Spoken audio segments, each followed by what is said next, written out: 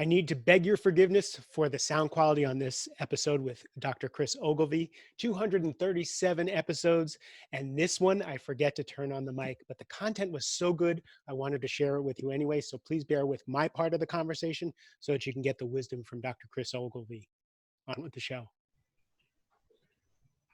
So about 8 years ago, maybe 9 years ago, when I was still a salesman, still running around in the corporate world, I was having some health issues. I couldn't lose the weight I wanted to lose. My hands really hurt, and it was really hard for me to type on a keyboard. My allergies drove me crazy, and I had no energy, so I was drinking a ton of coffee. I just didn't feel well. And someone suggested that I go look up some naturopathic medicine. I didn't know quite what it was, so I started doing some research, looking around, and I met a naturopath doctor in Falls Church, Virginia, where I used to live, and he changed my life. Walking into that office was such a revelation that it spawned almost a decade-long friendship. Dr. Chris Ogilvie, when I walked in the office, looked at me, he probably saw what was wrong with me the moment I walked in the office, and put me on a regimen, asked me a bunch of deep questions, put me on a cleansing regimen to figure out what was driving my body crazy. And within 14 days, it was within 4 weeks, I lost 16 pounds. The pain in my hands was gone. My allergies were gone. I was sleeping better. I had more energy than I ever had, and my life was changed. The reason I am a coach today is because I looked at Chris and I said, I want to do what he does. I want to be able to make a difference in people's lives the way he did in mine. But Chris went to at least 7 years of medical school to be able to do what he did, and there was no way I was going to do that. But my being a coach is in direct relation to that impact that he made on my life. So today, we get to talk to my friend, my doctor, my mentor, Dr. Chris Ogilvie. Chris, thanks for being here. Thank you, Mark. Appreciate it. That was touching. I remember that. I remember the very day, and I remember it like it was yesterday. But yes, it's been an awesome friendship. I remember after losing about 10 pounds in like 2.5 weeks, you were saying, dude, what's with your jeans? It looks like you're wearing your dad's jeans. And it was just so nice at 50 years old to drop all that weight, to feel like $1 million again. And you and I have stayed friends. We've stayed in each other's lives. I've eaten healthy all this time and exercised. You had 2 kids in this time, and my kids have grown up and moved away. So we've been friends for a long time. But we came back and had a conversation, and now I'm 58, and I have a lot to do. I'm writing 3 books, growing my practice, and all this stuff that I'm trying to accomplish. And I said, I don't feel well again, Chris, and I don't eat the way you taught me to eat. So, this is the conversation that you're having with so many people, right? We're successful, we're somewhat healthy, but these chronic problems that are bothering us, we just think are part of being in middle age. And this is who you help all day, every day. So tell me about like a typical day for you when you're working with people. What do you see? Yeah. So, I would just say in general, what happens is that when we don't live the way that our DNA kind of dictates, I call it our ancestral DNA, when we don't live that way, then we get into that disease state. So that's what I try to do. I really try to look to see how do I gently nudge the body back into health. And, sometimes it works with us and sometimes it doesn't. So sometimes, some patients can be much more difficult, but we end up having these really great conversations with the body. So we'll try something and then the body will let us know this is working for me or this is not working for me. By usually what it'll do is it'll give you a sign of some kind of inflammation, bloating, could be gastrointestinal upset, headaches, something like that. So we just gently work with the body and see if we do all the things that the body appreciates, again, based on that ancestral DNA, we can usually get back to where we want to be. Some of it's, I just know it, like I can see, in my head, I'm thinking this person is going to feel amazing in a week.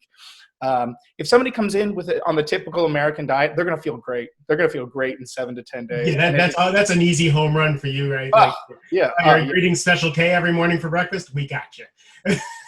Right. So, usually what happens is that first week, I tell them, we get all the junk out and we just kind of eat food from the planet. I don't sell them food. I teach them how to, where to get it and how to make it and that type of a thing.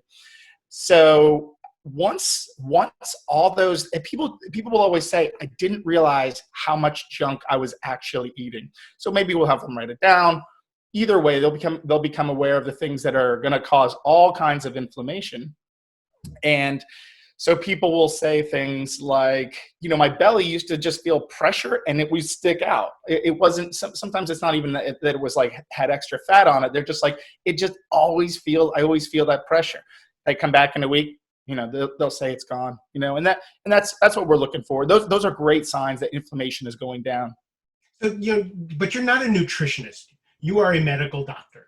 And what I notice, and tell me if I'm wrong, the difference between what you do and a doctor in a hospital would do is usually they're coming in after the fact. They're trying to put Band-Aids on the things that are wrong. Maybe they can figure out what the source is and help, maybe not. And you tend to really go deep in with your clients, to your patients, to figure out what is the source of their issue.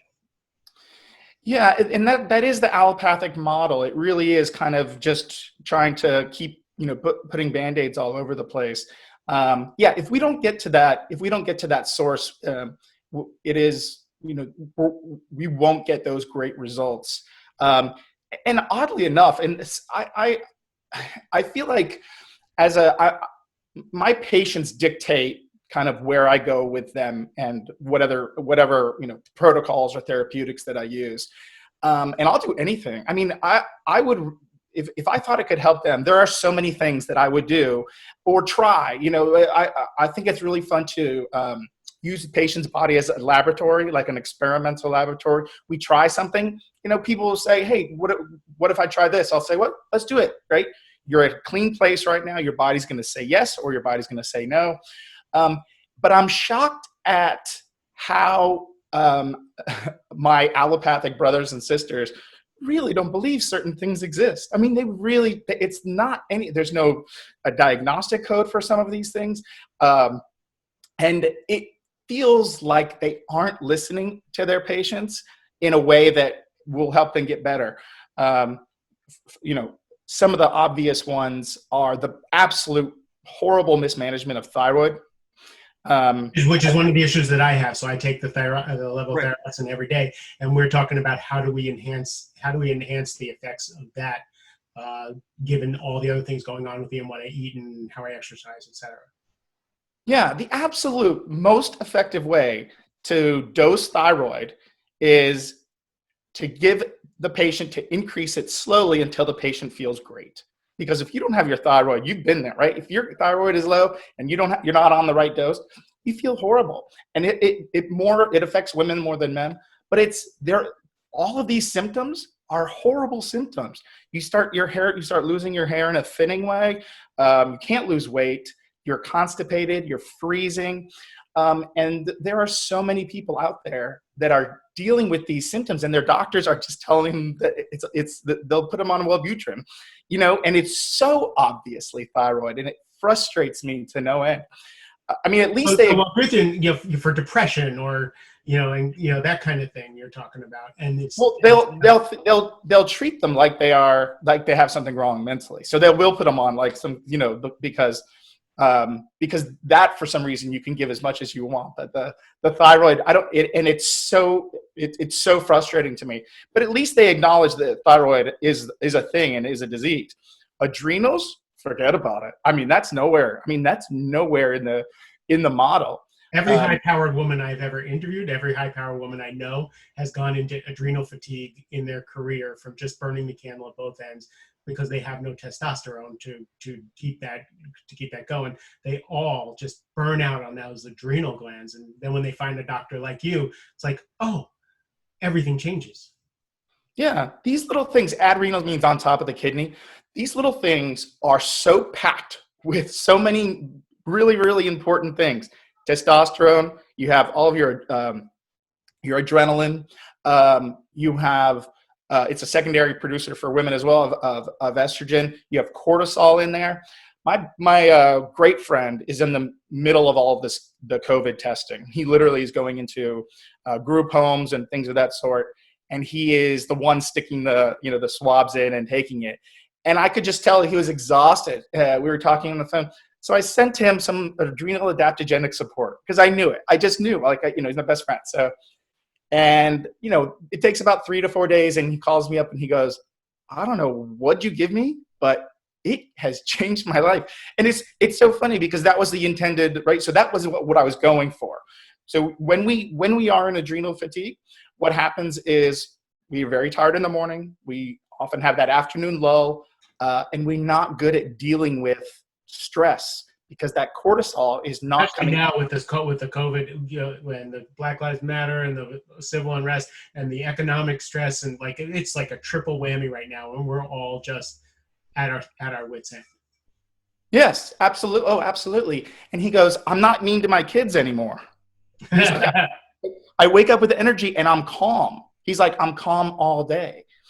And he's been a medical doctor for over a decade. Had no idea that any of this, one, could be a problem, and two, that there was a very easy solution to it. So isn't that just shocking that he wouldn't even know that it existed? It's not shocking to me because I'm in your world and right. Dedicated to you. So tell me the questions you ask so someone comes in and they just say, look, I just don't feel it. I'm tired. I can't, like all the things that I said. I'm tired. I can't lose the weight. I'm irritable. I don't understand it. What questions do you ask? Yeah, so it's really important to kind of get the low-hanging fruit out of the way. So something that will absolutely affect you would be some kind of anemia, and that's something that's picked up easily on a blood test. So if you have any kind of internal bleeding, like if you had an ulcer, or women, if they have a super heavy flow, menstrual flow, they'll get into this place where they have low red blood cells. And if you have low red blood cell mass, you just have less places to put oxygen, right? So oxygen sits on the hemoglobin, a little piece of iron. It kind of rusts in there, and then it goes to the extremities to produce what we call ATP, or adenosine triphosphate. And that's how we power our entire body. So if you don't have that, it shows up right away on a test, and you can do it. As we get older, another anemia that isn't as well known has to do with something called intrinsic factor and B12. So it's called pernicious anemia, and our stomach acid becomes more alkaline, and oftentimes our absorption of B12, possibly because intrinsic factor is the one who's bringing it in, and it's just not working as well for whatever reason. Very common as we get older that this becomes a problem. It's called, that pernicious anemia creates large red blood cells that pop. So if any of those are going on, that's going to be that's going to be obvious, and it has to get fixed first. So you do blood work, and then you ask about diet, you ask about exercise, you ask about stress in people's lives. Yeah, I mean that's rarely an issue. So then I'll go into the adrenals, and I'll say kind of those. There's a lot of other things that we see with it, but wanting to cry, getting like that bubbly up feeling where you just want to cry and you're just so overwhelmed is the most obvious, one of the most obvious symptoms of adrenal fatigue. The low energy in the morning, and then the afternoon low. And you know how I really learned about this is another one of my patients. He was born in Ethiopia with pan-hypopituitarism. So the places that was sending a lot of these, like cortisol, testosterone, thyroid, he had to inject it all himself. And he said something to me one day. He goes, yeah, I told my doctor that I was really stressed out, and he said, you're not injecting enough cortisol. And it just blew my mind because cortisol is often vilified, right? Because if cortisol is coming out at, if you're awake at 10 or 11, 12, and you get that cortisol, we think of that as, increasing blood sugar, then increasing fat production. But it really is this gentle, beautiful hormone that comes out just like Nana and just says, it's going to be okay. You're going to be fine. And that's really what cortisol does. And when it works beautifully. And so that's that calmness my friend was talking about that he was able to achieve. But and you've been on adrenal support as well. I have too. It's, it's wonderful. I may be Absolutely. on it now. You gave me a bunch of You're on it supplements, and I don't even know what they are.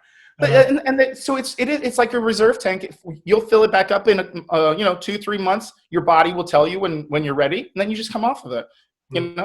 A year later, 5 years down the road, if you're tired again and you've been burning the candle at both ends, do it again. It's beautiful. So one of the other things is, my doctor has told me my cholesterol's been up probably because I do the keto diet really poorly. My cholesterol's up, and he wants me on statins. He says, where should I send the prescription? And I just hung up. I said, I love my doctor, but I said, no, thank you, I'm good. And I called you immediately. I said, my cholesterol's too high. And you said, easy peasy, man. So what do you do with cholesterol? So cholesterol, total cholesterol is interesting because they add the good and the bad. So it's a funny measurement because you're like, well, one's supposed to be high, one's supposed to be low, right? So we want our HDL to be strong. We want our LDLs, to be, LDLs are considered the bad one. So we want those to be reasonable. You can't get rid of them. Our hormones are made on cholesterol, a lot of them, right? So cholesterol is very, very important. Now, when I start to see high levels, my first thought is that maybe there's an inflammatory process going on, or inflammatory foods that are sneaking in there. Which is one of the things you said to me is you didn't think it was because of diet and all that stuff. You thought that it had to do with that. Right. Yeah. So that's generally where I go with it. We should slowly be seeing that come down, and if we really want to kind of push that cholesterol hand, we could even do some red rice yeast with a little bit of CoQ10, and that would have a very similar effect. We also know that oats have this really unique capability of sequestering cholesterol, binding it up, and then it goes out when you go to the bathroom. But this is the other thing, Mark, and this is another interesting thing that I really feel like I try to get it out to everybody. We don't also really care that much about cholesterol. We care about clogging up the arteries of our heart, our brain, right, or just other places in the body. So the research it seems to suggest that, right, that what you eat, that dietary cholesterol is not necessarily related to the blood levels directly. But there's this beautiful test. It's called coronary calcium CT scan. The body uses calcium to make these plaques that clog up our arteries. And so this CT scan basically identifies it as a metal, and so it just shows you, and it gives you a great a number, it just gives you kind of a number based on how open or not those arteries are. So that, I'm not saying that we don't have to worry about cholesterol, but I'm saying if we take all of these things into account, get a good baseline CT, I think we have a much better picture, a different way of kind of looking at cholesterol. So now, of course, I want to know. So let's say you send someone for that CT scan and you find out that they have the plaque on their arteries. What do you do? So, at that point, there's a few things that we would do. We would, I think that you could consider the red rice yeast as an anti-inflammatory. It's pretty common in Asia, just in their food. The other thing is that we would tend towards a plant-based diet. So we would try to avoid meat. Some people absolutely need to eat meat, and their meat is, in my opinion, a very healthy food. It does have a lot of omega-6s, which are pro-inflammatory, and it has a little bit of saturated fat as well. Hold on a sec. I just lost you. Shit. We will edit this out. So just give me 1 second. Yeah, take your time.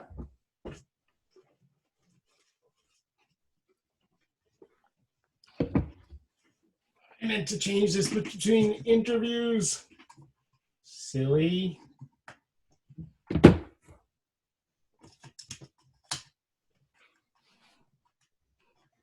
I hear your kids in the background. Yeah, sorry about that. No, it's great. Everybody's this way now.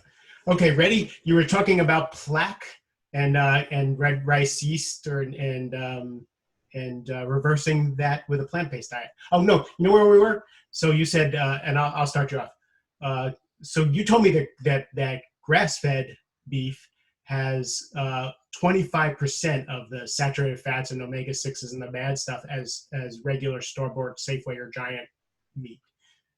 Right. So a cow that doesn't live the life of a cow, same, I mean, any animal, but I remember being at the farmer's market and a gentleman sold me some grass-fed beef and he said, be careful. And I said, I already know what you're going to say, right? It's a little gamey because it has a lot of muscle and people get mad. He goes, people get mad at me all the time. They'll come back and say, what was wrong with that meat, right? And it's just because it's, it lived the life of a cow. So It actually walked around.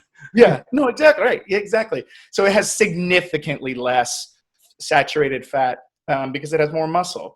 So when we do eat, when we do eat meat, we would want to do it at that highest level. And we're not asking anything more than what we've been asking of our cows for 10,000 years. I mean, this is not I don't think it's special or I think we should have the right to expect that that a cow lived a cow's life. I think that's okay.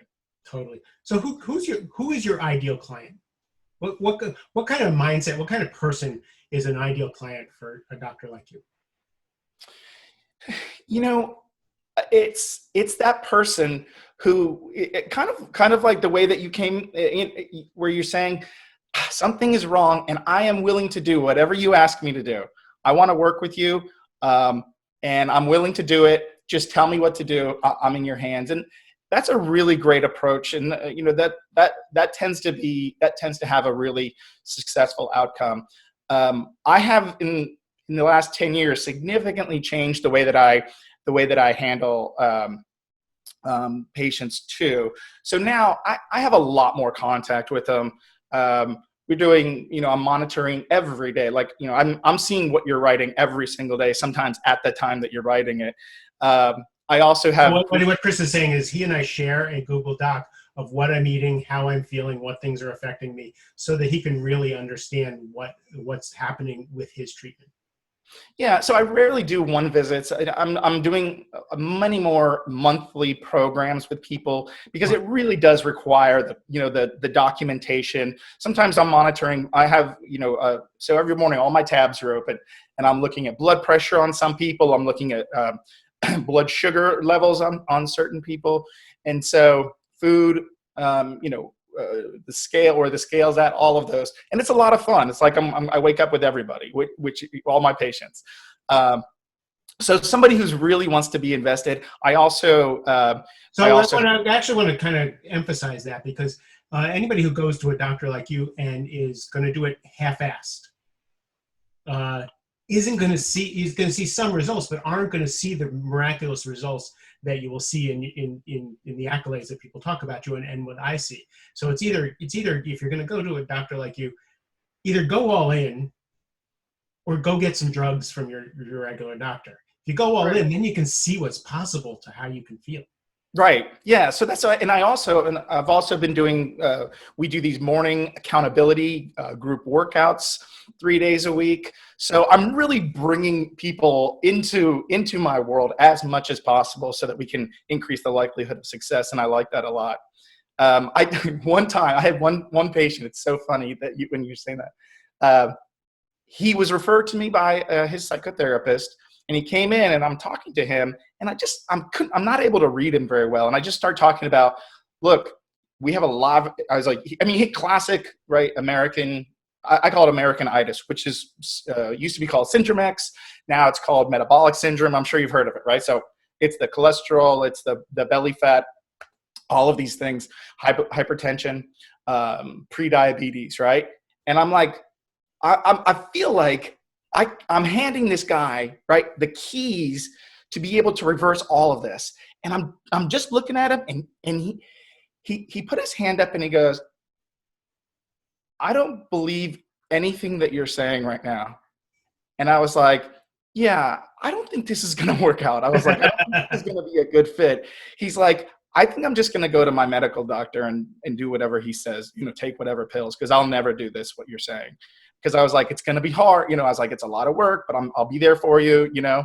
And that was it, and that one time, most everybody else, if they're coming to me, they're already kind of, invested in it. And so, And I think that's why it's really important to find a naturopath doctor who you resonate with, who you trust, and who you want to be in their lives. Because everything in society, your cell phone has these little dots on it for your messages. They spend billions and billions of dollars to get your attention on your cell phone, right? It's a losing battle. With the diet, everything in American society says food that isn't food is food, right? Everything has sugar in it, so you're addicted. So it's not your fault. You're totally addicted to this stuff. It's lifestyle. Everything is surrounded around food. So and it's acceptable to have all these things. I talk about the unspoken agreement that we have to be in the 1% of the stress and the broke, and the addictions and all that. But it's also part of being American, eating cheese doodles and all that stuff. So it's really, really hard to fight against our habits, our addictions, the conditioning that we've done for years. And the only way to do it is to jump in both feet, surrender like you're a guru in the Himalayas, and go, look, what do I need to do? And then go through that withdrawal.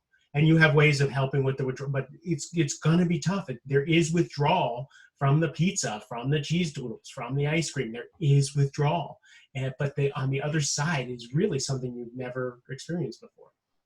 right. Yeah. And that's the beauty of it. And we're fixing 5 diseases that we don't even have yet.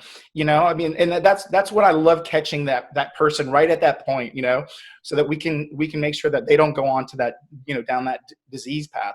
And what's also really interesting is that it doesn't, like, the diet, the program doesn't really change it, depending on it's all kind of the same, right? I mean, for heart disease,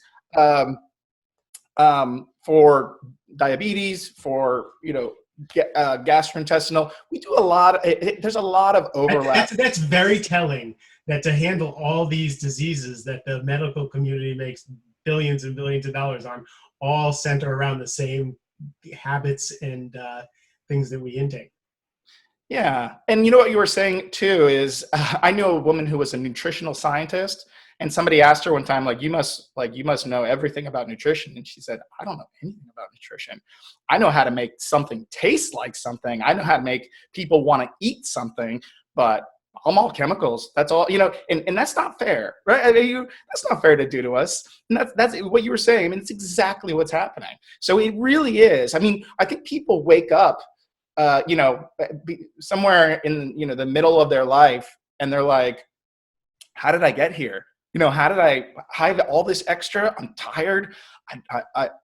I'm working too much, and I think it just, if you don't do anything, it's gonna get you.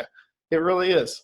I have. It's funny because a lot of my clients are middle-aged men, a little bit overweight, stressed, and all that. And I'll say something like, "So when was your last heart attack?" Right? Or how's your health? Usually it's, how's your health? And they're like, I'm fine, I'm good, I'm good. And then like 15, 20 minutes later, they'll be like, I had a heart attack.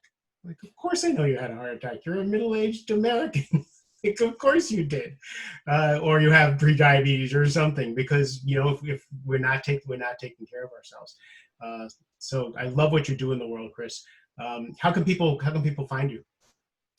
So my website is drogilvie.com. And I have been, in the past year, just kind of slowly moving towards a virtual clinic before any of this, and any of the coronavirus came out.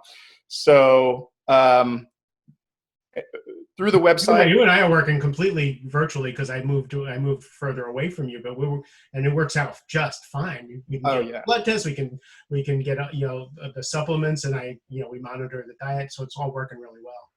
Before the coronavirus, it was a little bit of a harder sell. People are getting really used to it now, and people appreciate not having to drive a lot too. So I like it. Plus, now my wife and I can live anywhere in the world. Hopefully. Your kids are bilingual. They get to travel the world. It's really cool.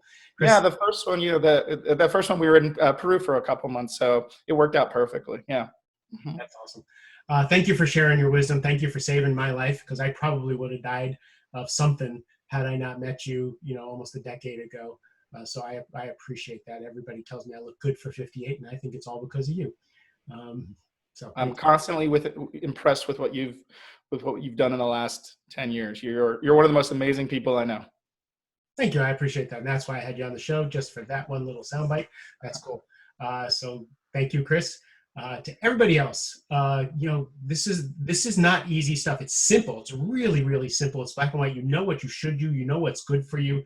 But having a person like Dr. Ogilvie, having a community of people, is really the secret to unwinding all the habits and all the conditioning and all the acceptable unhealthy things that we do to have a really vibrant life.